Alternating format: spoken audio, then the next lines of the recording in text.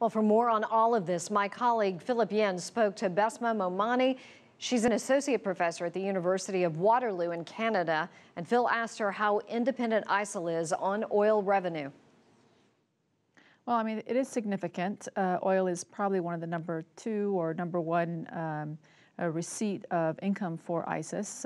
We do know that, of course, the other big receipt item is ransom notes and I should say, kidnapping, which really income of ISIS. But no, this is significant. And one of the things that the coalition has done is trying to target some of the refinery in Raqqa and around ISIS territory to really take this resource out of their hands.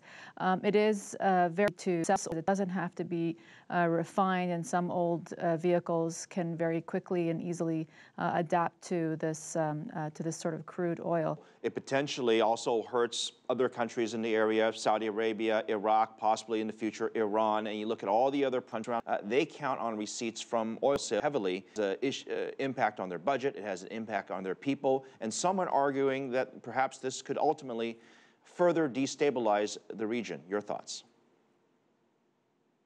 Well, yeah, oil in many of these, I think, undemocratic countries, that's the real challenge, right? I mean, oil, in a sense, the receipts from oil is basically used to placate the audience or the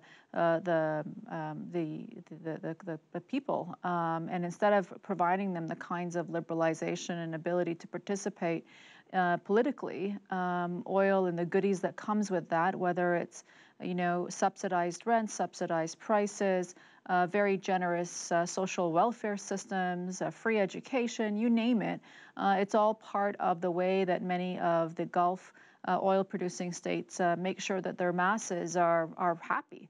And if you don't have the income to be able to provide that, then you have to give them something else. And so there is this, at least in political theory, we would argue that if you, this just like the American no taxation without representation. Well, if there's no taxation or representation, but if you're going to start taxing them and taking away some of their subsidies and really cutting back on the social goodies for the masses, then they're going to want representation. And I think what we see in Iraq in the past few days is just one, small example of that.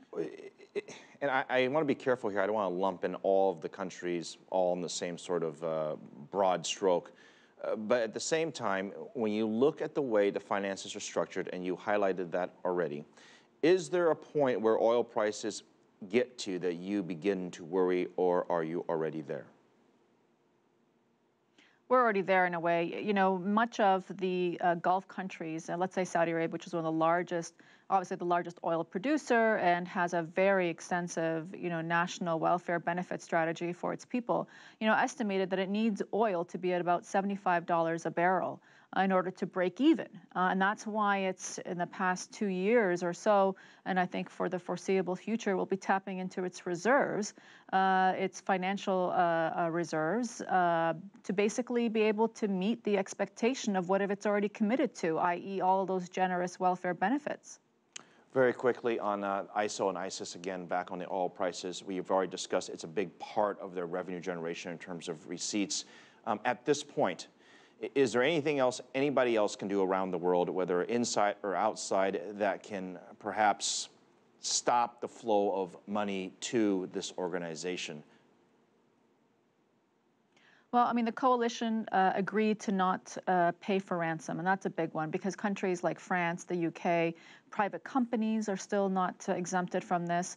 They were paying ransom for much of their citizens when they were captured by ISIS. In fact, the Americans, which refused to pay for their citizens, is the reason why we saw a disproportionate number of those being beheaded by the ISIS terrorist group, because they refused to pay. So, and we've seen backlash of families, American hostage families, who say, you know what, that's not fair.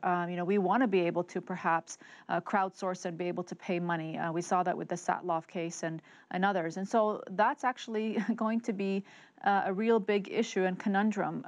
That is still, I think, the #1 source of income for ISIS. And even though countries are committing not to, what families are doing on the side or private companies and getting their contractors out is still, I think, unfortunately not a purview or part of this agreement.